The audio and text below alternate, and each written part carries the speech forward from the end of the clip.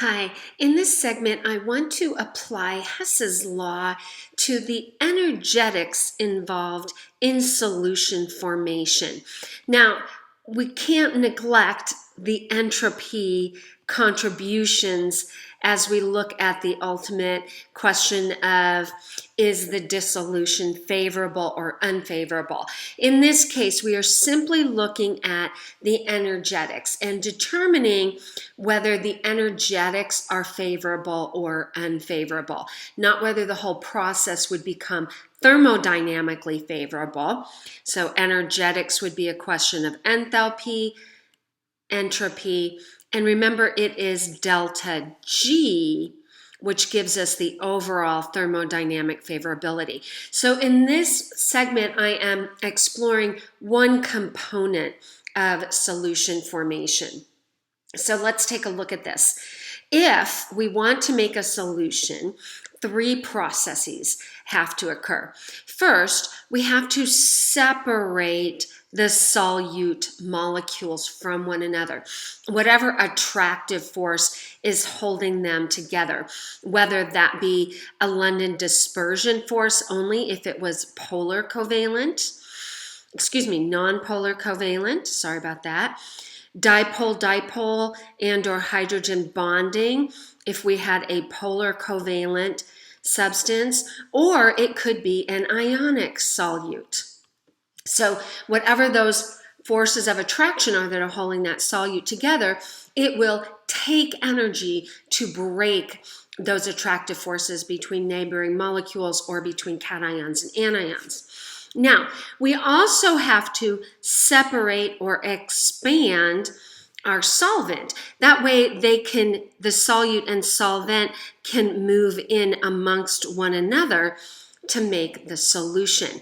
And again, if it's nonpolar, it would be London dispersion. If it was polar, it would be dipole or hydrogen bonding. So those are the two things that would have to be broken. And remember, it takes energy to break attractive forces, takes to break.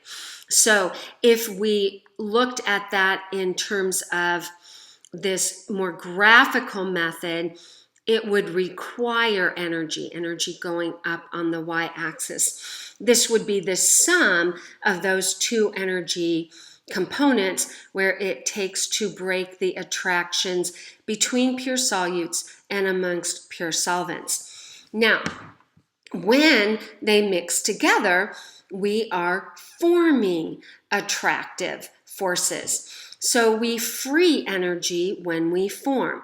That would be this third one.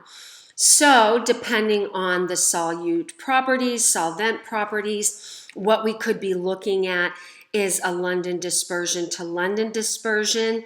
If we had polar solutes and polar solvents, you could be looking at a dipole to a London dispersion.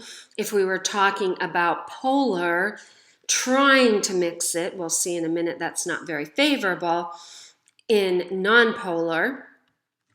Now, if it was ionic, we could have the dipole of our polar solvent. Even if it's a hydrogen bonding, we still call that an ion dipole. So if we had a polar solvent and we had an ionic solute, we would make an ion dipole attraction.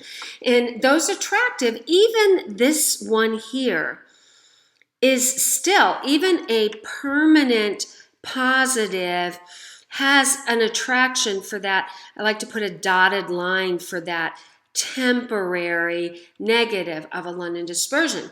It's still attraction. It's just not very strong. And so that's what we're looking at here. This delta H3 is the energy that is freed when we form new attractive forces. And if we add all those up, so H1 plus H2 plus H3, that's what we're showing right here.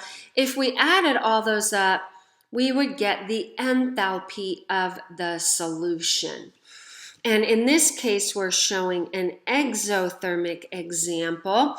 And in this case, we're showing a final and endothermic example. So you can think of this as your investment of energy, and this as, you know, what we make on that. That is the return on our investment, and this would be our net. And we have to look at this in terms of energetics. If is it net favorable? Exothermic would be favorable, or is it net unfavorable?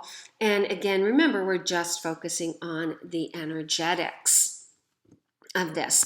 So let's take a look at a table that gives you an idea of why like dissolves like. Now, like dissolves like is an okay phrase, and you can think about that. It's something that's typically taught at an honors or standard chemistry level, maybe 10th grade chemistry. Like dissolves like, meaning polar dissolves polar, nonpolar dissolves polar. I mean, that's okay to think and help you process, but that is an observation. It is not an explanation.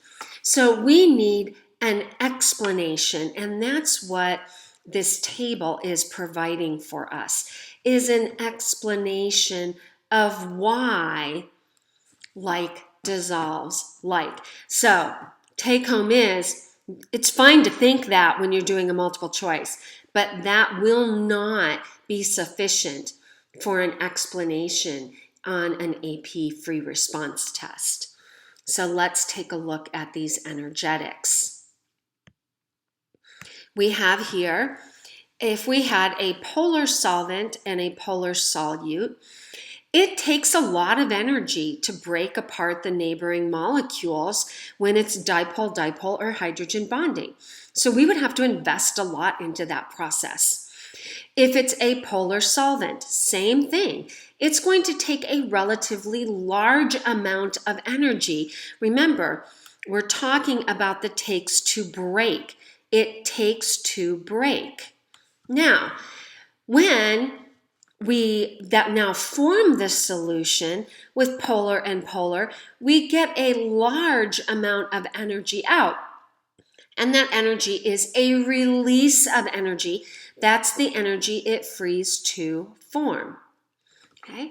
Now, if we added up delta H1 plus delta H2 plus delta H3 to get our enthalpy of solution, it's typically going, not always, I'm making some generalizations here, it's going to be small, typically favorable, and a solution will form.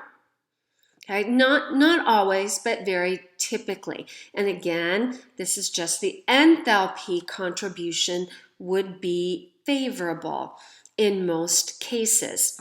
Now, if we have a polar solvent and a nonpolar solute, our solvent takes a lot of energy to break, but our solute, if it's a small London dispersion molecule, London dispersion for small molecules, I can spell, sorry, and write at the same time, for small molecules is typically low energy, a small amount of energy. We have to be a little bit careful though, because as you increase the size of the molecules, you do increase the London dispersion. Okay, but if we're talking about same size or similar size, the solvent is going to be much more than the solute if my solvent is polar and my solute is nonpolar. Okay, my net is a very small return there, and if I add that up, I'm going to have a positive enthalpy of solution, which would be an unfavorable situation. So nonpolar doesn't tend to dissolve in polar. Solute into solvent. Okay. Now, if it's nonpolar and nonpolar, they're both small. The nonpolar solvent takes a relatively small amount of energy compared to polar. The nonpolar solute takes a relatively small amount. It's a small release of energy. If we add it all up, everything's small, small, small, small, small, and typically our solution will form. It could be small positive or a little bit negative, but it's not presenting a barrier to overall favorability. So in terms of the energetics, that would be relatively favorable. Okay, now if we have a nonpolar solvent, relatively small amount, a polar solute, relatively large amount to break. Okay, again, remember these are both takes to break. Just to remind us, this is free to form. It's small. In other words, I have to invest a lot of money and I'm not getting much money back on my product. And so the situation is simply not viable. It is unfavorable. No solution will form, or at least there is an enthalpy barrier towards the solution forming. So this is a specific application of Hess's law. To understand qualitatively, you want to really wrap your mind around this. I think it's an important concept. And what can be really helpful is to get into writing some particle or drawing some particle diagrams to help you understand this concept.